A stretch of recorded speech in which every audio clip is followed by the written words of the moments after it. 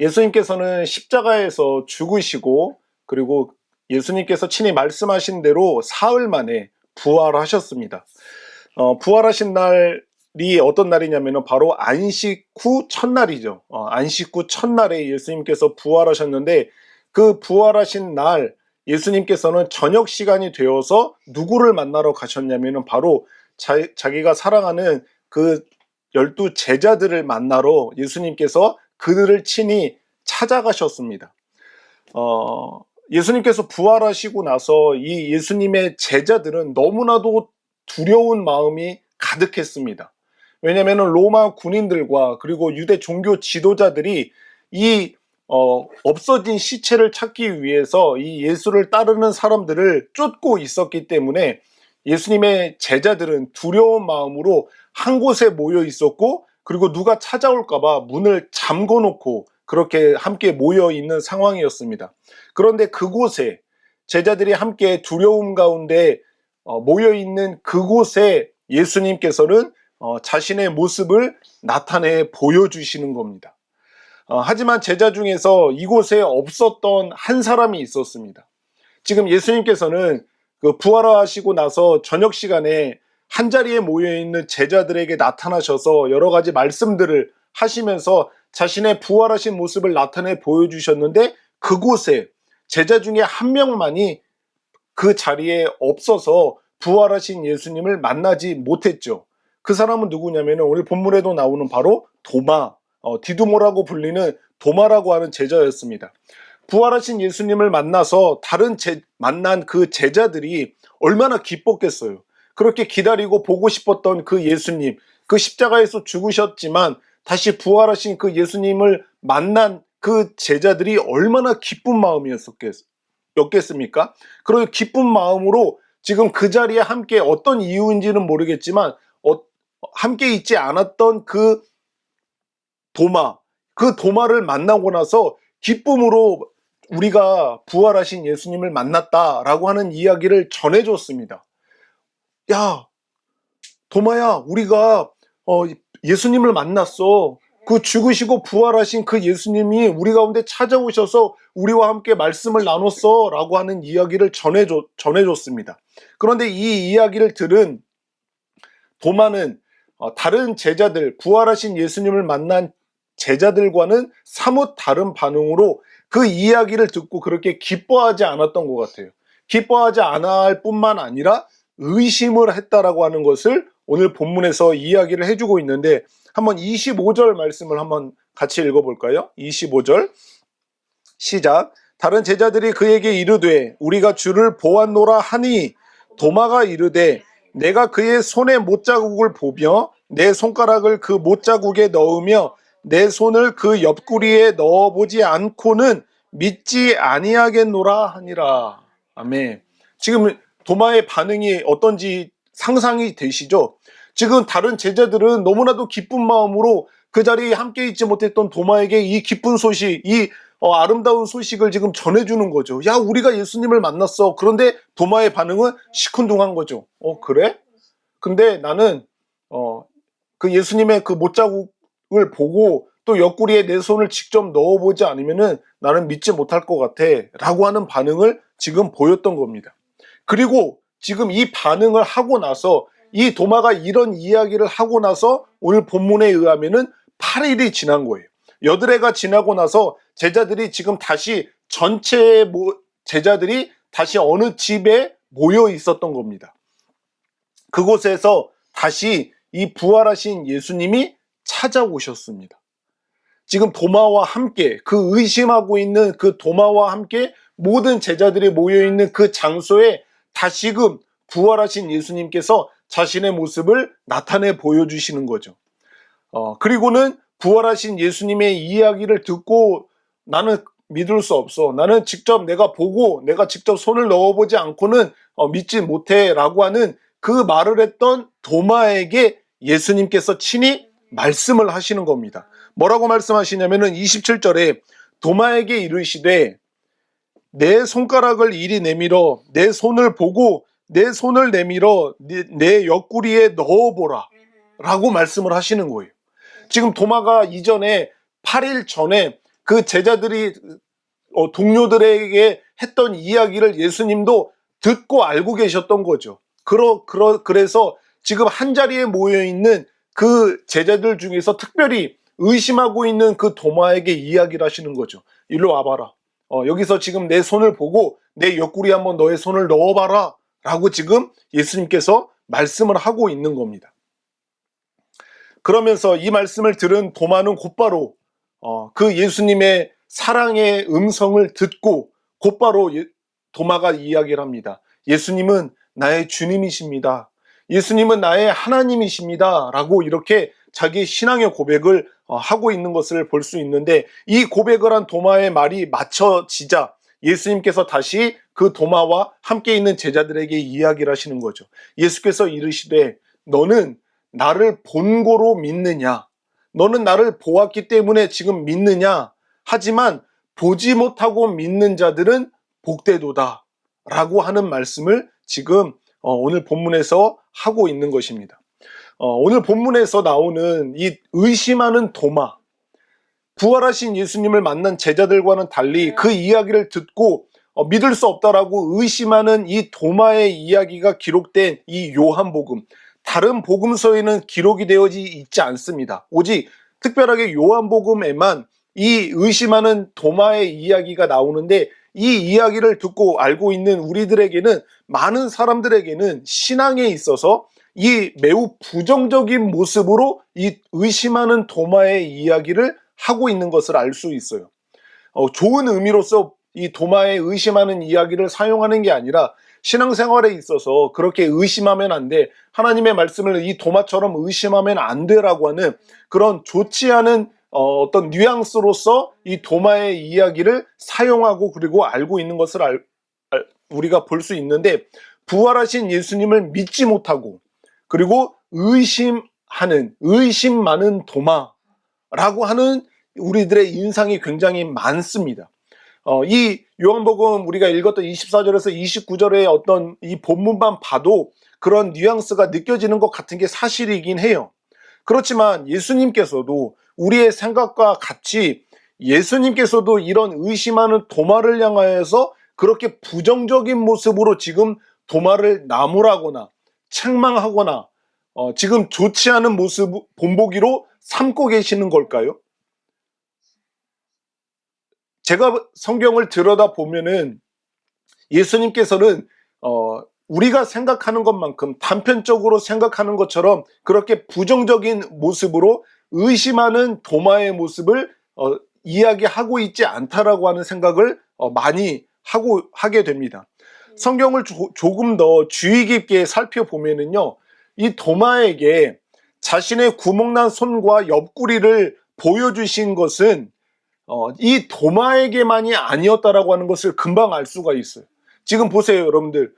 도마가 의심했잖아요. 나는 믿을 수 없어. 내가 직접 구멍난 손과 옆구리에 손을 넣어보지 않고는 난 믿을 수 없어 라고 그 의심을 하니까 예수님께서 도마 이리 와봐. 여기 내 손을 보고 내 옆구리에 한번 손을 넣어봐 라고 그렇게 보여주신 게 아닌 게 성경을 보면 알 수 있어요.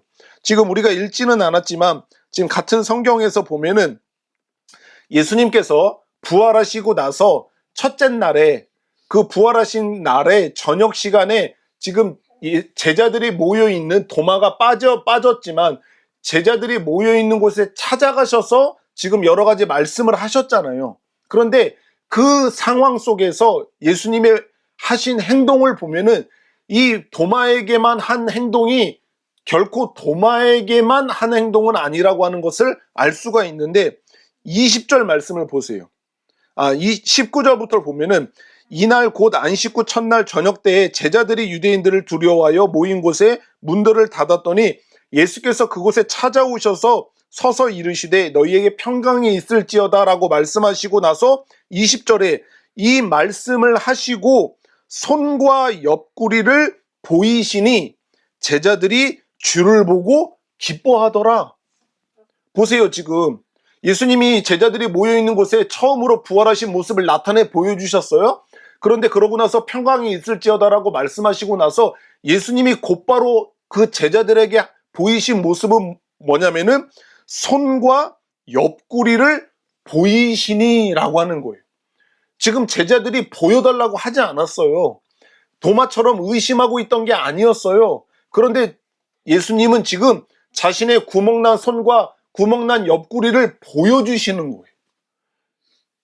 도마에게만 특별하게, 의심하는 도마에게만 너 의심하지 마, 내가 이거 보여줄게 라고 하신 게 아니라, 제자들 이미 그 8일 전에 제자들에게 나타나셨을 때도 묻지도 않았는데 예수님이 지금 자신의 손과 옆구리를 보여주신 것을 우리는 알 수가 있습니다.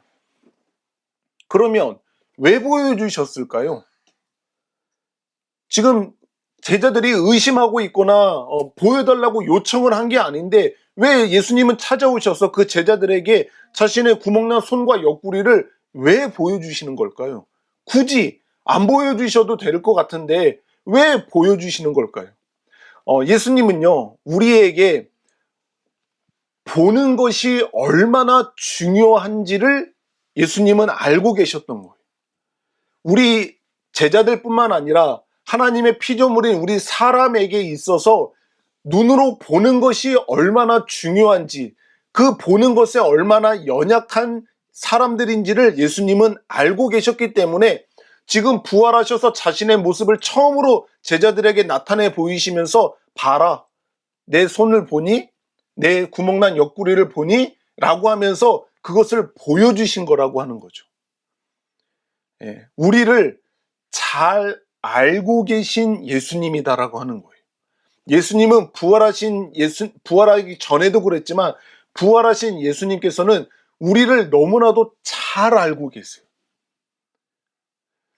사람에게는요, 오감이 있죠. 5가지 감각이 어떤 게 있습니까? 시각이 있고, 청각이 있고, 후각이 있고, 촉각이 있고, 마지막 하나가 통각이라고도 하지만 미각이라고도 하죠. 이 5가지 감각으로 외부에 있는 여러 가지 정보들을 우리가 수집을 합니다. 이 중에서 여러분들 외부로부터의 어떤 정보들을 가장 많이 얻게 되는 것은 어떤 감각일까요? 그쵸, 시각입니다. 인간의 뇌는요, 전체 감각 정보의 80%, 그러니까 우리가 오감을 통해서 외부로부터의 어떤 정보를 받는데 그 외부의 정보의 80%가 바로 이 시각을 통해서 들어온다라고 합니다. 거의 80%면 거의 전부라고 할 수가 있잖아요. 이 80%가 이 시각으로 정보를 얻게 되는 건데, 그럴 뿐만 아니라 우리들의 뇌가 에너지를 쓰잖아요. 이 에너지를 쓰는데 이 뇌는 눈으로부터 들어온 그 정보를 처리하는데 가장 많은 에너지를 쓰게 된다고 합니다. 이 시각으로부터 들어온 뇌가 처리하는 그 에너지에 비하면은 청각은요, 단 3%밖에 에너지를 쓰지 않는다고 합니다. 그리고 촉각도 겨우 8%밖에 안 된다라고 해요. 정말 많은 정보를 이게 받아들이는 그 시각으로 인한 그 정보들을 처리하는데 이 뇌가 가장 많은 에너지를 쓴다라고 하는 것을 보면은 우리 사람에게 있어서 이 보는 것이 얼마나 중요한지를 단편적으로 우리가 알 수가 있는데, 그만큼 우리 사람에게는요, 보이는 것이 얼마나 큰 부분을 차지하고 있는지를 예수님께서는 너무나도 잘 아셨던 거죠. 그래서 부활하시고 처음으로 제자들을 만나셔서 묻지도 않고 따지지도 않고 먼저 손을 보이시고 자신의 구멍난 옆구리를 제자들에게 보이시는 거죠. 내가 그 십자가에서 죽은 예수, 너희들과 함께 공생애를 지냈던 그 바로 예수다라고 하는 것을 보여주셨다라고 하는 말입니다. 예수님은요, 그 어느 누구보다도 저와 여러분들을 잘 아시는 거죠. 우리가 얼마나 시각에, 보는 것에 약한 존재인지를 예수님께서는 잘 아시고 자신의 손과 옆구리를 보여주시는 거예요. 이것은요, 바로 이 사건을 통해서만 알 수가 있는 것이 아니라 성경 전체를 보면은 구약의 하나님, 예수 그리스도뿐만 아니라 성부 하나님이 되시는 그 구약의 하나님의 모습을 보면은 그때도 우리가 얼마나 보는 것에 약한 존재인지를 아마 잘 알 수가 있을 것 같은데, 제가 예로 삼은 사람은 누구냐면 바로 아브라함입니다. 아브라함이 자녀가 없었잖아요. 아브라함은 자녀를 낳고 싶었지만 자녀를 낳을 수 없는 상황이었어요. 아브라함과 그 아내 사라는 그 간절한 마음에도 불구하고 자녀를 잉태할 수 없는 그런 상태였는데, 그런 상태에서 예수님이 아브라함에게 찾아오셔서 말씀을 하셨어요. 어떤 말씀을 하셨냐면은, 어떤 약속을 하셨냐면은, 내가 너로 말미암아 큰 민족을 이룰 거고 그 모든 민족이 너로 말미암아 복을 얻게 된다라고 하는, 정말 너무나도 허황돼 보이는, 너무나도 불가능한 것 같아 보이는 이 거대한 약속의 말씀을 아브라함에게 하셨단 말이에요. 예. 그런데 그 말씀을 하시고 나서 아브라함에게 자녀를 허락하셨습니까? 허락하지 않으셨어요. 그 말씀을 받은 후에도 아브라함과 사라 사이에는 자녀가 생기지 않았어요. 그런데 이 약속의 말씀을 받고 이 아브라함은 그 약속의 말씀을 믿었지만 계속해서 자녀가 없으니까 한 행동이 뭐였어요? 첩이 누구였어요? 예? 아브라함의 첩이 누구였어요? 하갈에게, 그 첩에게 첩을 통해서 자녀를 낳으려고 하는 행동을 했고, 결국 그 행동으로 말미암아 낳은 자녀가 이스마엘이라고 하는 자녀를 낳게 됐잖아요. 이것은 하나님의 약속으로 인한 자녀를 낳은 게 아니었죠. 그러고 나서 쭉 지내면서 또 아브라함을 찾아오셔서 약속의 말씀을 또 하시는 하나님의 모습을 보게 됩니다. 여러분들 성경을 한번 찾아볼까요? 같이 창세기 18장을 한번 찾아보세요. 이 지금 자녀가 없는 이 아브라함과 사라에게 하나님께서 약속의 말씀을 다시 한번 하시는데 뭐라고 하고 있냐면은 18장 10절을 말씀을 한번 읽어볼게요. 18장 10절 같이 한번 읽어보겠습니다. 시작. 그가 이르시되 내년 이맘때 내가 반드시 내게로 돌아오리니 내 아내 사라에게 아들이 있으리라 하시니 사라가 그 뒤 장막문에서 들었더라. 아멘. 여기서 뭐라고 하냐면은 내가 반드시 내년 이맘때쯤에 너에게 다시 올 거다라고 하면서 너의 아내인 사라에게 아들이 있을 거다라고 이야기를 하는 거예요. 지금 이 말씀은 하나님의 직접적인 음성이 아니에요. 이 말씀은 누가 하냐면은 하나님이 보낸 사자인 그들을 통해서 지금 이 아브라함에게 하시는 말씀이거든요. 그러니까 그게 똑같은 하나님의 말씀이죠. 하나님의 말씀을 대언하는 거니까 말씀을 하는 거예요. 너의 아내에게 내년 이맘때쯤에 너의 아내가 아들이 있을 것이다 라고 약속의 말씀을 하시는 거예요. 지금 계속해서 하나님께서 나로 말미암아 큰 민족을 이루겠다라고 말씀을 하시고 나서 자녀가 없어서 그 첩을 통해서 아들을 낳은 이 상황 가운데 있는 아브라함이었어요. 그런데 이 지금 두 번째 약속의 말씀을 하시는 이때에 아브라함의 나이가 몇 세냐면은 99세예요. 그 뒤에 보면은 그 말씀 뒤에 보면은 이 말씀을 하시고 나서 사라의 반응을 보면은 알 수가 있는데, 사라의 반응이 뭐냐면은 18장 12절을 보세요. 그 12절에 보면은 이렇게 이야기해요. 이 이야기를 듣고 사라가 속으로 웃고 이르되 내가 노쇠하였고 내 주인도 늙었으니 내게 무슨 즐거움이 있으리요. 12절이에요. 사라가 속으로 웃고 내가 노쇠하였고 내 주인 아브라함도 늙었으니 나에게 무슨 즐거움이 있으리요라고 하는 거예요. 지금 하나님의 말씀을 대언하는 그 사자의 말씀, 네가 내년 이맘때쯤에 너에게 아들이 있을 거다라고 이야기를 하는 거죠. 그 이야기를 듣고 사라가 뒤에서 듣고 그것을 들으면서 피식 웃는 거예요. 왜 웃느냐면은 그 웃는 게 너무나도 자연스러운 반응이었어요. 왜냐면은 지금 99세가 됐고 아브라함이 나이가 99세가 됐을 뿐만 아니라 사라도 생리가 끊어진 지 오래라고 성경이 이야기를 하고 있기 때문에. 그럼 우리는 알잖아요. 생리가 끊어져 나이가 들어서 이제 폐경이 왔으면은 임신을 할 수 없다라고 하는 거는 너무나도 당연한 이야기잖아요. 그런데 그런 여자에게 이야기하는 거예요. 내년 이맘때쯤, 지금 당장도 아니고 내년 이맘때쯤에 아들을 가질 거다라고 이야기를 하시는 거죠. 아브라함과 사라는 하나님의 약속의 말씀을 받았단 말이에요. 하나님이 이렇게 할 거다, 하실 거다라고 하는 말씀을 받았어요.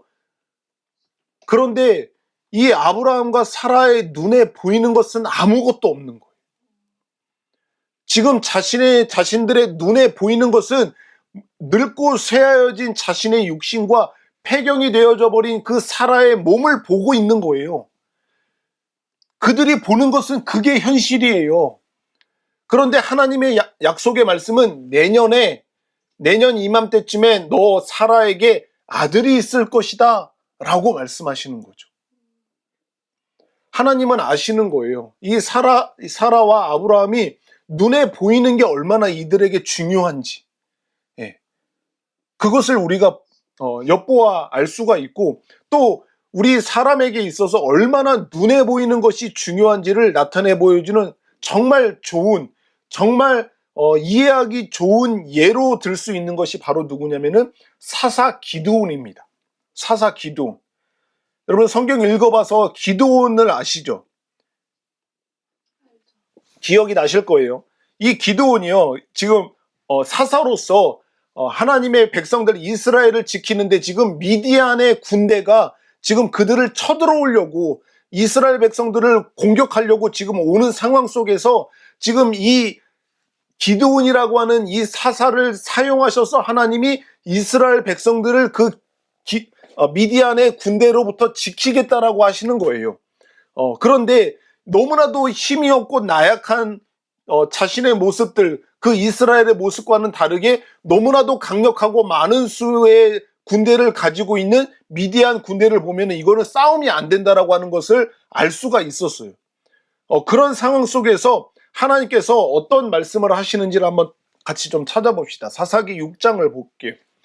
사사기 6장 13절을 봅시다. 사사기 6장 13절. 자, 보세요, 여러분들. 사사기 6장 13절입니다. 기드온이 그에게 대답하되 오 나의 주여 여호와께서 우리와 함께 계시면 어찌하여 이 모든 일이 우리에게 일어났나이까? 이 말은 뭐냐면은 지금 하나님이 정말 우리와 함께 계시면 어떻게 이 말도 안 되는 이 절체절명의 이 어려운 순간이 우리에게 찾아왔습니까? 라고 이야기하는 거예요. 또 우리 조상들이 일찍이 우리에게 이르기를 여호와께서 우리를 애굽에서 올라오게 하신 것이 아니냐 한 그 모든 이적이 지금 어디에 있습니까? 하나님이 그 놀라운 기적으로 출애굽한 그 놀라운 기적이 지금 어디에 있습니까? 라고 말하는 거예요.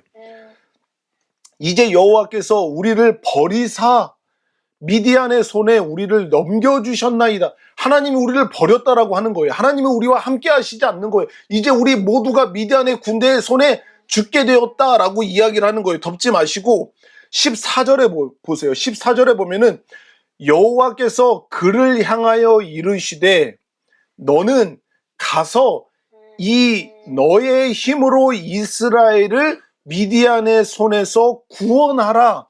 내가 너를 보낸 것이 아니냐 하시니라.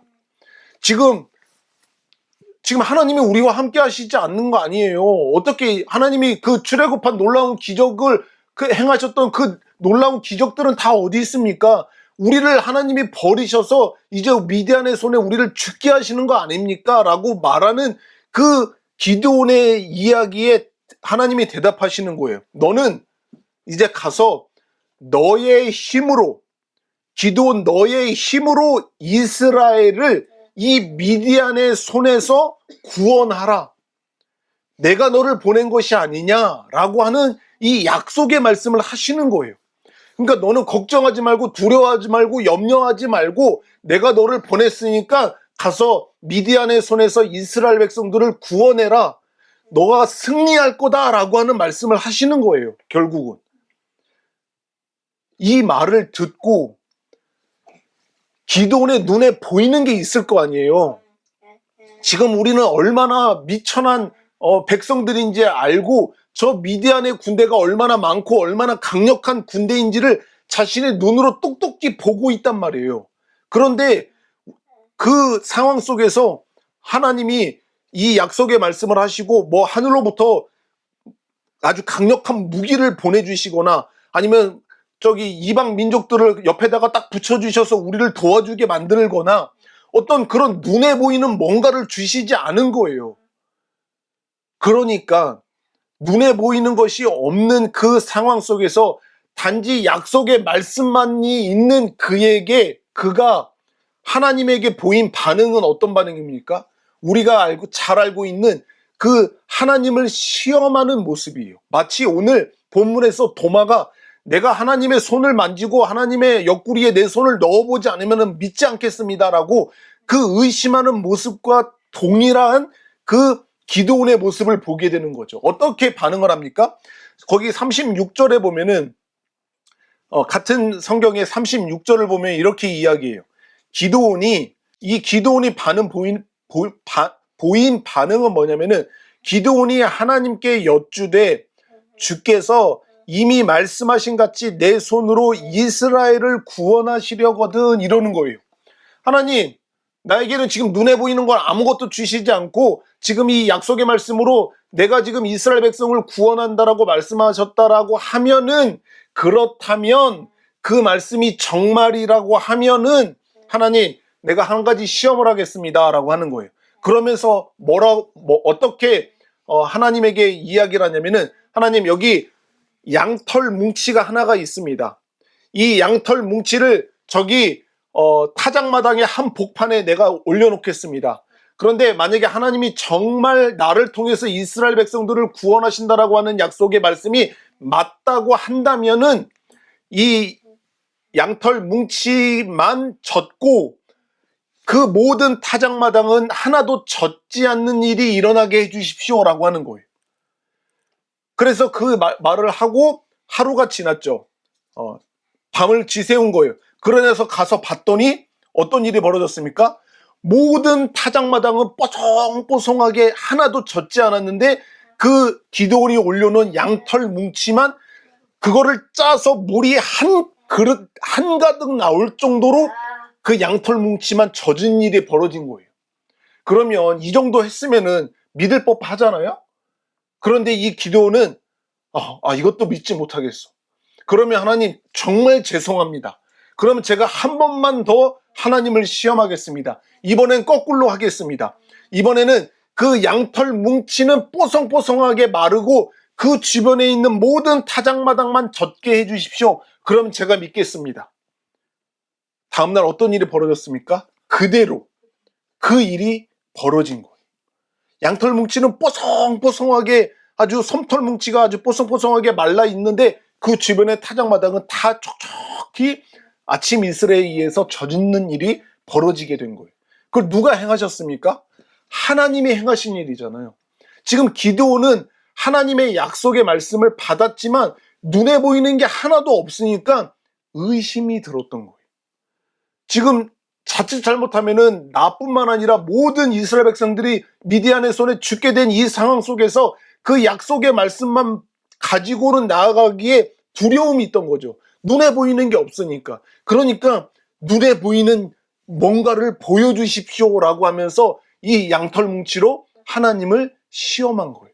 그런데 하나님은 그 의심하는 기드온의 이 시험하는 모습을 뭐라고 하시지 않고 그대로 그 기적의 역사를 일으키시는 모습을 볼 수가 있는 거죠.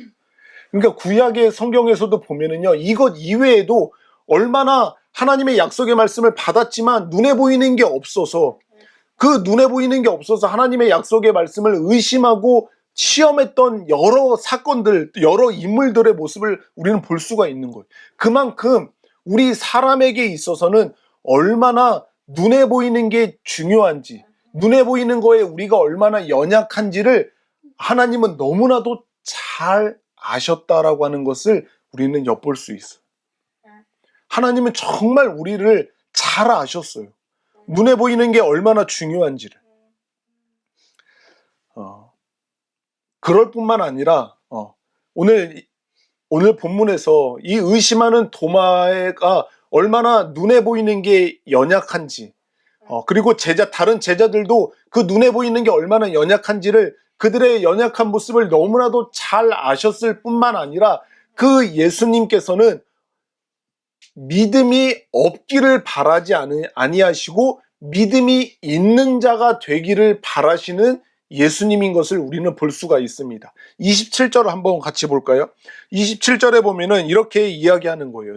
의심하는 도마에게 이르시되 너의 손가락을 이리 내밀어 내 손을 보고 내 손을 내밀어서 내 옆구리에 넣어보라.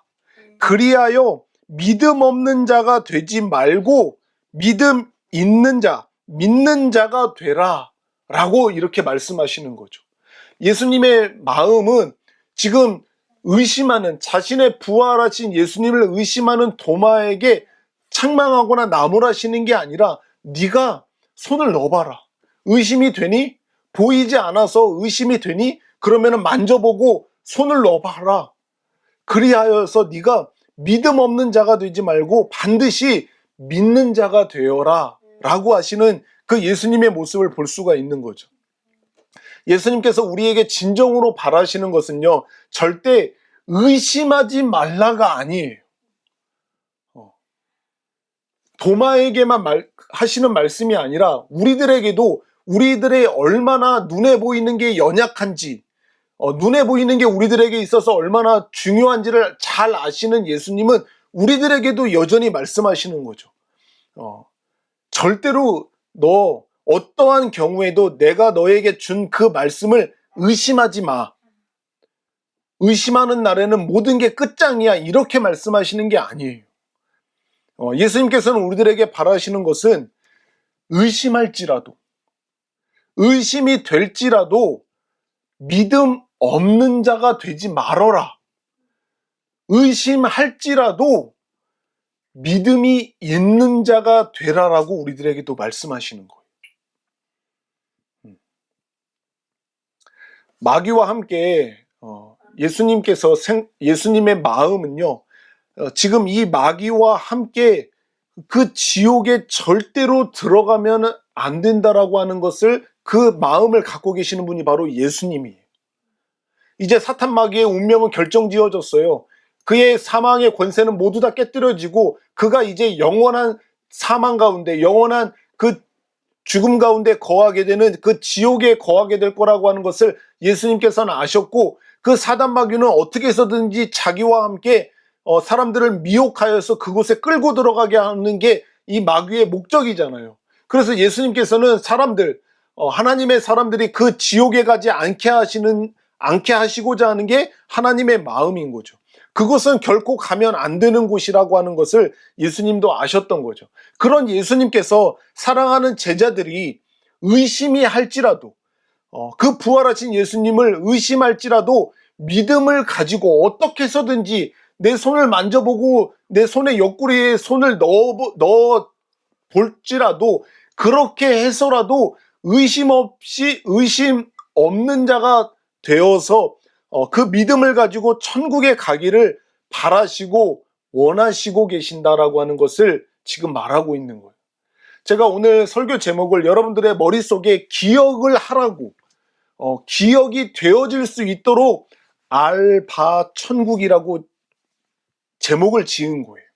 예수님께서는요, 우리가 눈에 보이는 것이 얼마나 중요하고 눈에 보이는 게 얼마나 소중하고 우리들에게 큰 영향을 미치는지를 예수님은 지금도 너무나도 우리를 잘 알고 계시고, 그리고 예수님의 진심, 예수님의 마음은, 간절한 마음은 무엇을 바라시느냐면은 믿음이 없어서 지옥에 가는 자가 되지 말고 의심할지라도 반드시 천국에 가기를 바라시는, 알고 계시고 바라시는, 그 천국을 가기를 바라시는 그 예수님의 마음을 알바 천국이라고 하는 제목으로 여러분들에게 이야기하고 싶었던 겁니다.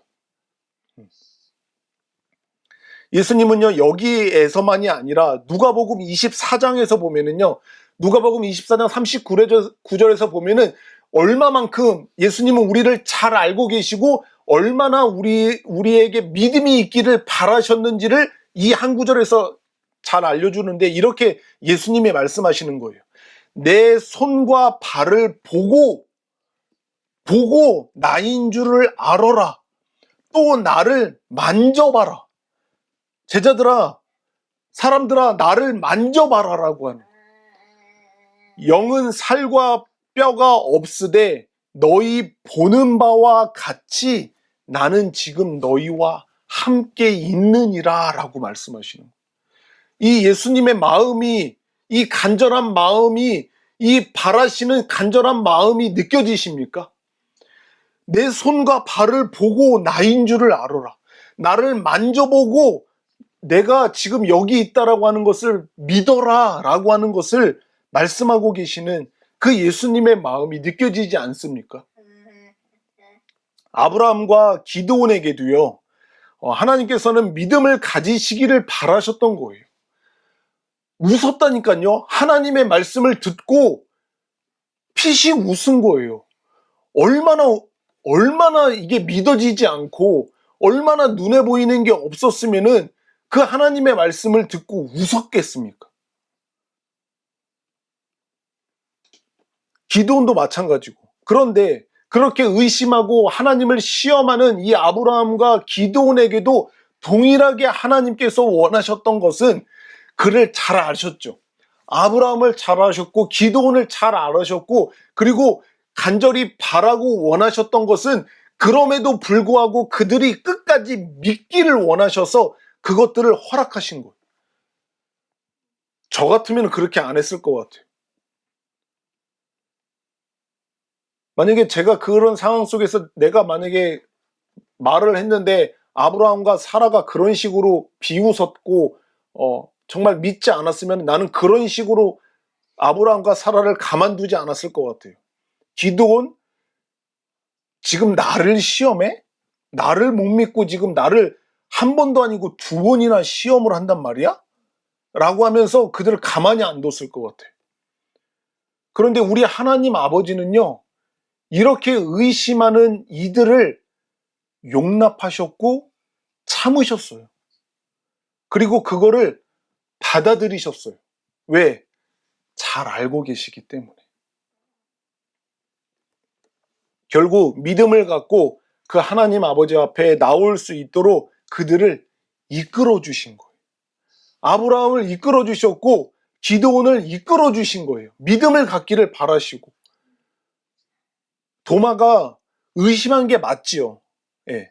다른 제자들은 눈으로 봤단 말이에요. 먼저 눈으로 봤기 때문에 그것을 믿을 수 있었지만 도마는 눈으로 보지를 못했어요. 만나지를 못했단 말이에요. 그런 상황 속에서 의심이 가는 게 어쩌면 너무나도 당연한 거일 수 있었을 것 같아요. 그럼에도 불구하고 그 다른 동료들을 통해서 부활하신 예수님의 이야기를 들었으면 좀 믿어야지. 그죠? 진짜 말씀하신 대로 예수님이 살아나셨구나.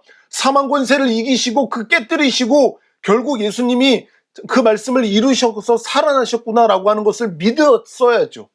그럼에도 불구하고 눈에 보이는 게 없으니까 내가 만져봐야 믿겠다. 내가 그 손에 구멍난 옆구리에 손을 넣어봐야 그제서야 내가 믿을 수 있을 것 같다라고 하는 그 의심하는 도마에게도 그 도마를 예수님은 용납하고 받아주셨던 거예요. 지금 저와 여러분은요, 하나님을 볼 수 없는 건 너무나도 당연하죠. 영이신 하나님을 볼 수 없는 건 너무나 당연합니다. 그뿐만 아니라 제자들과는 다르게 우리는 부활하신 예수님을 또한 눈으로 볼 수 있지 않은 상황에 있습니다.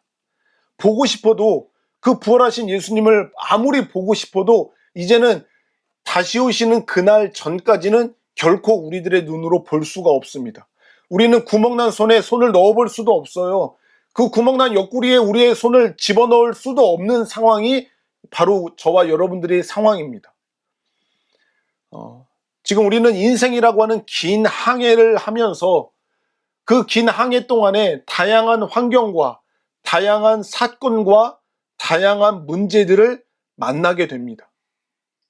그런 상황 속에서 우리가 바라는 것처럼 예수님께서 우리들의 눈에 보이고 우리가 만질 수 있게 나타나셔서 이거는 이렇게 해라, 저거는 저렇게 해라, 이것을 선택해라, 저것을 선택해라, 내가 이것을 도와줄게, 이것을 처리해줄게 라고 그렇게 하시면 좋겠지만, 지금 저와 여러분 하나님을 볼 수도 없고 부활하신 예수님을 눈으로 볼 수 없는 상황에 있는 우리에게 있는 것은 오직 말씀하시는 하나님만이 계실 뿐입니다. 우리도 바라죠. 우리도 그것을 원한단 말이에요. 눈에 보이셔서, 나타내 보이셔서 우리가 의심하지 않고 하나님의 말씀을 믿을 수 있었으면 좋겠지만, 우리들에게는 여전히 눈에 보이지는 않지만 우리들에게 말씀하시는 하나님만이 계실 뿐이에요. 그런 상황 속에 있는 우리가 의심하지 않을 수 있다? 저는 그럴 자신이 없습니다.